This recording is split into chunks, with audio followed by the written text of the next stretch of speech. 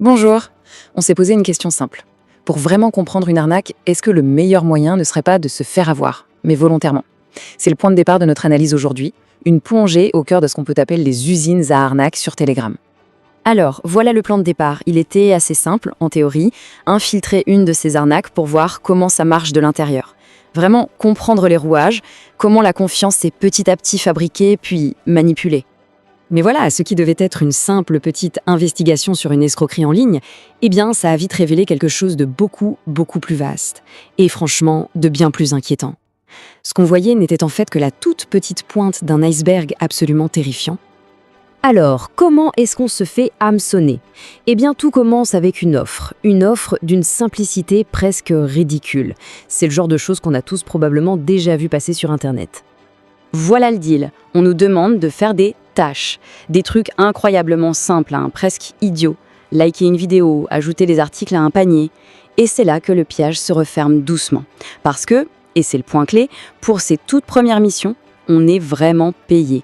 Une petite somme, mais c'est de l'argent réel. Et il faut bien comprendre une chose, ces premiers paiements, pour les escrocs, c'est un investissement. Le but, ce n'est pas du tout de nous enrichir, non. C'est de prouver que leur système est fiable.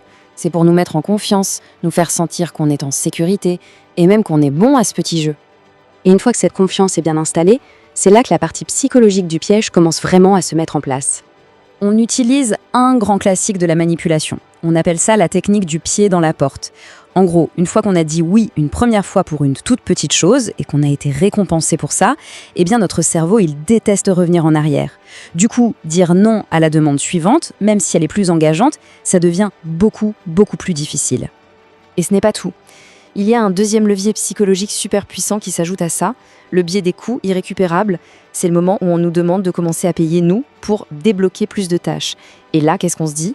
Bon, j'ai déjà passé du temps là-dessus, j'ai même mis un peu d'argent, je ne peux pas m'arrêter maintenant et tout perdre. Et hop, on continue et on s'enfonce. 50 000 €. C'est une somme énorme. Et c'est ce qu'une victime, une femme nommée Manon, a perdu. Elle a été complètement aspirée par cette spirale infernale, toujours convaincue que le prochain versement allait enfin débloquer tous ses gains promis. Et écoutez ce qu'elle dit, ça résume tout parfaitement. Elle explique « On vous promet que plus vous achetez, plus vous gagnez. Vous vous dites que vous avez tout intérêt à dépenser un maximum. » On voit bien comment le piège psychologique se traduit par une perte financière absolument catastrophique. Alors, la question qui se pose maintenant, c'est pourquoi Telegram? Pourquoi est-ce que c'est là-bas que ça se passe et pas forcément ailleurs? Eh bien, il s'avère que la conception même de l'application a créé une sorte de terrain de jeu idéal pour ces activités. Et attention, cette phrase, ce n'est pas une opinion en l'air. Un paradis pour les réseaux criminels. Ça vient des Nations Unies, l'ONU. Ça donne tout de suite une idée de l'ampleur du problème. On n'est plus dans la petite arnaque de quartier là. Alors, qu'est-ce qui fait de Telegram cet endroit si particulier? Il y a plusieurs choses. D'abord, l'anonymat, c'est super facile. Ensuite, l'automatisation avec des bots qui permettent de gérer des milliers d'arnaques en même temps. Il y a aussi cette promesse de chiffrement qui rassure plus les criminels que les utilisateurs. Et puis, surtout, il y a eu pendant très longtemps une politique de modération quasi inexistante. Mettez tout ça ensemble et vous avez la recette parfaite pour une usine à fraude. Et si on regarde la chronologie, on voit bien cette dérive. Telegram est créé en 2013 avec une grande promesse de liberté d'expression. Avance rapide jusqu'à aujourd'hui, près de 60% des offres d'emploi frauduleuses passent par là. Ça a culminé très récemment avec l'arrestation de son fondateur, Pavel Durov, en France. C'est dire si le problème est devenu majeur. Mais l'histoire ne s'arrête pas là. Loin de là.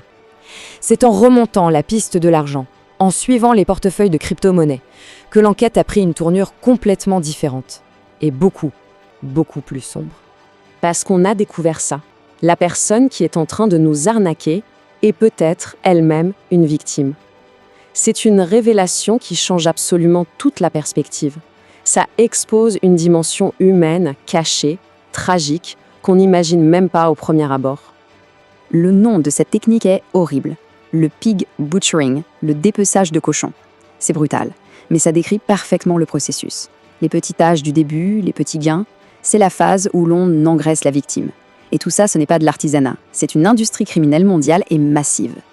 Et pour se faire une idée de l'échelle, regardez ce chiffre. 75 milliards de dollars. En seulement 4 ans.